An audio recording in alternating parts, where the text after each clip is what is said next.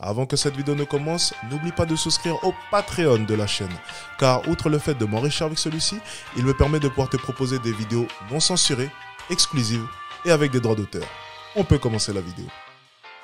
C'était bien. Good. Donc on part sur Éric Zemmour, les femmes n'incarnent pas le pouvoir. C'est intéressant. Ok, donc les femmes n'incarnent pas le pouvoir. Oui, mais qui incarne le pouvoir? Encore une fois, vous voyez, avant même de commencer la vidéo, moi je vais soulever un problème. C'est comme le business. Le pouvoir n'est pas genré. Le pouvoir auparavant était genré, mais le pouvoir n'est plus genré. Des femmes ont le pouvoir, des hommes ont le pouvoir. Une grande majorité d'hommes possèdent le pouvoir, certes, mais certaines femmes possèdent aussi ce même pouvoir. Certaines femmes ont du pouvoir. Donc encore une fois, le pouvoir n'est pas genré. Non. Le pouvoir ne dépend pas d'un genre, c'est faux. Le pouvoir dépend du pouvoir que vous avez sur la société. En gros, pour résumer, par moment, en écoutant les féministes, j'ai l'impression qu'une chef d'entreprise aura, quoi qu'il arrive, moins de pouvoir qu'un petit ouvrier. Non, ça ne changera rien.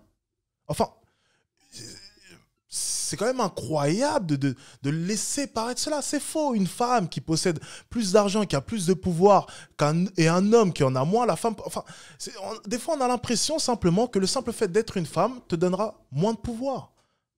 Une femme qui est mieux placée qu'un homme aura plus de pouvoir que celui-ci.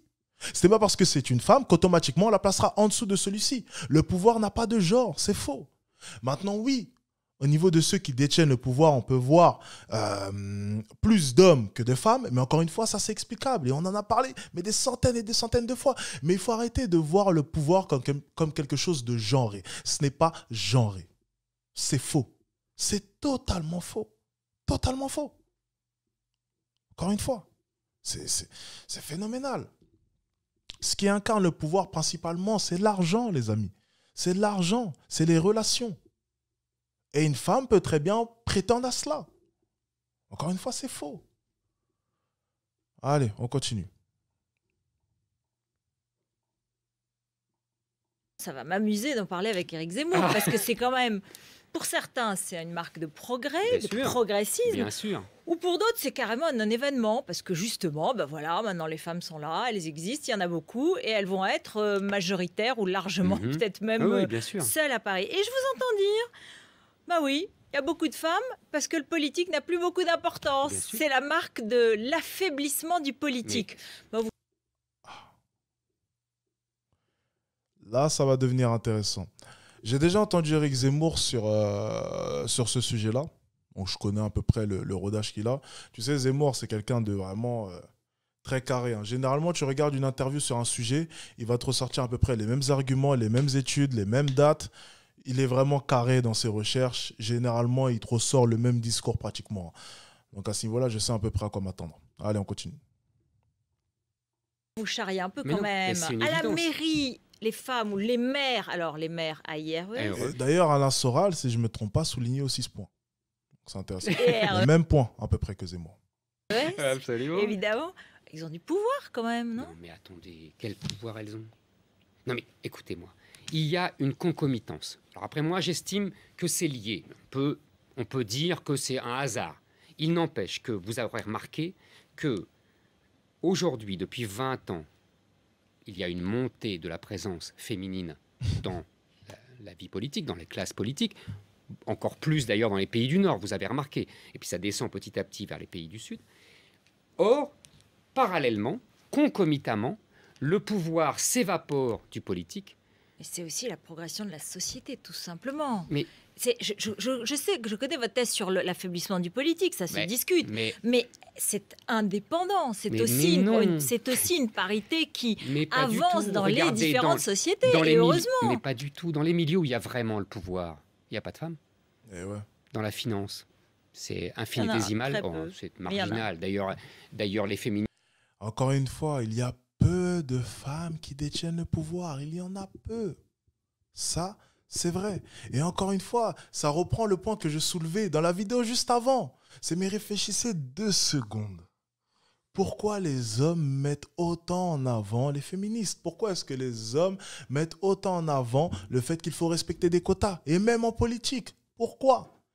Et le raisonnement que met en place Zemmour, c'est peut-être que le pouvoir ne se trouve plus dans cette même politique. Donc ça ne dérange aucunement le fait que les femmes soient aussi mises en avant dedans. Encore une fois, des fois, il faut chercher à comprendre le fond des choses. Pourquoi les hommes, la société patriarcale, donc cette société vraiment qui prône la supériorité de l'homme, pourquoi est-ce que ces hommes, justement, qui détiennent tous les pouvoirs, selon les féministes, mais vous mettrez autant en avant? Justement, s'ils voulaient, ils pourraient simplement vous cancel. Ils pourraient simplement dire, bon, on voit trop de féministes à la télé, ça commence à bien faire, on va réduire un peu leur temps d'audience. On va réduire un peu leur temps d'antenne, excusez-moi. Là, du coup, le problème serait réglé. Mais pourquoi est-ce que vous êtes tant mis en avant? Il y a une raison derrière chaque action.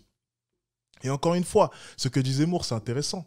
C'est que si le pouvoir se trouvait réellement dans la politique actuelle, pourquoi ces hommes, justement, qui détiennent ce même pouvoir, vous ouvrirez la porte? Pourquoi? Peut-être parce que le pouvoir ne s'y trouve plus. C'est intéressant. C'est intéressant. Mais bon, ça, il ne faut pas le dire. Les féministes m'ont beaucoup amusé en 2008. Elles ont dit s'il y avait eu des femmes dans la finance, il n'y aurait pas eu la crise. Donc, vous voyez, on ne peut pas dire tout et tout le contraire de tout. Donc, vous voyez, mais parce que je pense qu'il y a un lien. Alors là, on remonte à la nuit des temps entre le pouvoir et la virilité. Je pense que, en fait, les hommes ont inventé le pouvoir. Mais ça vous inquiète, rassurez-moi. C'est-à-dire que le pouvoir ne doit pas rester seulement dans la main des hommes. Bien sûr que si, sinon Encore une fois, il vient de dire, c'est intéressant, c'est les hommes qui ont créé le pouvoir, parce que le pouvoir n'existe que dans cette société. C'est quoi le pouvoir au final? Qu'est-ce que le pouvoir dans notre société? Le pouvoir va dépendre d'un modèle, que ce soit le modèle économique, dont le pouvoir par l'argent, le pouvoir par les relations. Enfin bref, ce même pouvoir, le pouvoir dont on parle, dépend d'un système, la société. Et cette société a été construite par l'homme. Donc le pouvoir a été construit par l'homme, encore une fois. C'est exactement ce qu'il est en train de dire. Ça rejoint exactement le point qu'on a vu il y a de cela 1 heure. C'est que ce même pouvoir a été construit par l'homme. Et ce même monde où nous vivons a été construit par l'homme. Ça, on ne peut pas le nier, encore une fois. Ça serait compliqué de le nier. Se dilapide. Les femmes sont les régentes. C'est dans l'histoire de France, ça a toujours été comme ça. Oui, mais il faut le partager. Elles ne n'expriment pas le pouvoir. Elles n'incarnent pas le pouvoir. C'est comme ça. Je vous dis, le pouvoir s'évapore dès qu'elles arrivent. Attention, il y a des exceptions. Hein, comprenez bien ce que je dis. Je parle de dominant, de domination, c'est-à-dire du féminin et du masculin. Ça serait plus exact de dire comme ça. Le masculin est lié au pouvoir. Il peut y avoir des femmes qui exercent un pouvoir. Parce qu'elles ont des valeurs masculines. Voilà, exactement. C'est plus précis de le dire comme ça. Et quand le féminin domine... les valeurs féminines, elles sont incompatibles avec le... Ah, c'est intéressant ce qu'il est en train de dire. Tu vois, c'est intéressant. Encore une fois, il soulève des points super intéressants. Il y a des femmes qui sont au pouvoir, mais elles ont des valeurs masculines. Traduction, valeurs masculines, cette envie de domination, cette envie de pouvoir.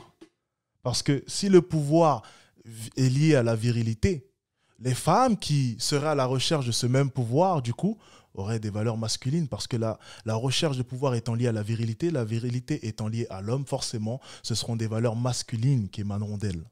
Super intéressant ce qu'il est en train de dire. On continue. Elles sont incompatibles avec, oui, l'incarnation du pouvoir. Et alors, évidemment, il y a beaucoup d'hommes, vous aurez remarqué qu'aujourd'hui, en fait, les hommes politiques, pour la plupart, sont dans l'ordre du féminin. Vous comprenez bien.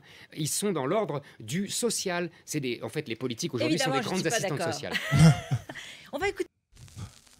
Ah, la journaliste qui le coupe parce que ça devient un peu trop vrai tout ça. Tu vois, c'est dommage qu'il n'y ait que 2 minutes et qu'elle est coupée d'ailleurs. Bon, comme quoi, tu vois, quand ça devient intéressant, allez, on va couper un peu ça. Ça devient compliqué.